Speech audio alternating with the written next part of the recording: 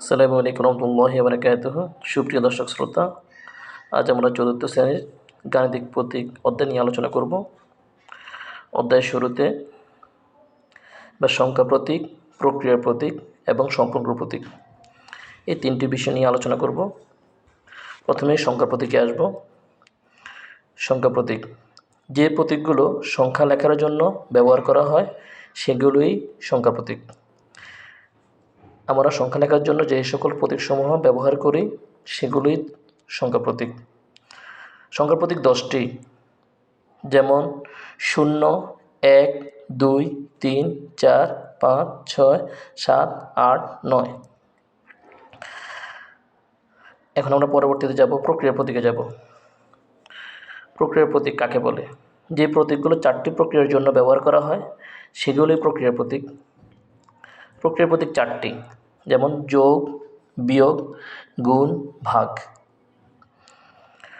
তাহলে আমরা জানতে পারলাম প্রক্রিয়া প্রতীক 4টি, যোগ, বিয়োগ, গুণ, ভাগ। সম্পর্ক প্রতীক,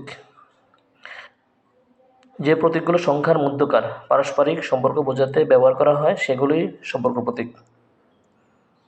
সংখ্যার মধ্যকার পারস্পরিক সম্পর্ক বোঝাতে যে সকল প্রতীক ব্যবহার করা হয় সেগুলোই সম্পর্ক প্রতীক।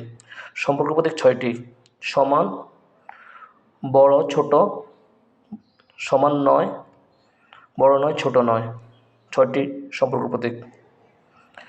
এখন আমরা প্রতীকগুলো ব্যবহার করে কিভাবে আমরা গণিতের মধ্যে প্রয়োগ করব আমরা এখন সেটা দেখব। গাণিতিক প্রতীক ব্যবহার করে নিচের বাক্যগুলোকে প্রকাশ করো। 47 96 থেকে বড় নয়। প্রথমে আমরা 47 লিখব, এইভাবে লিখব 47।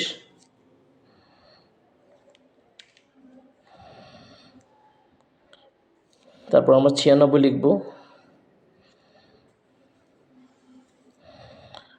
47 96 থেকে বড় নয়, আগে আমরা বড় চিহ্নটা দিয়ে দেব। বড় চিহ্নটা বাম দিকে ক্যাপ করে দিতে হয়। যেহেতু বড় নয়, বড় চিহ্ন দিয়ে দিয়েছি, বড় নয় আমরা নট দিয়ে দিই, মাঝখানে একটা টান দিয়ে দেব, তাহলে এটা বড় নয় হয়ে যাবে। 47 96 থেকে বড় নয়। আশা করি আপনারা বুঝতে পারছেন।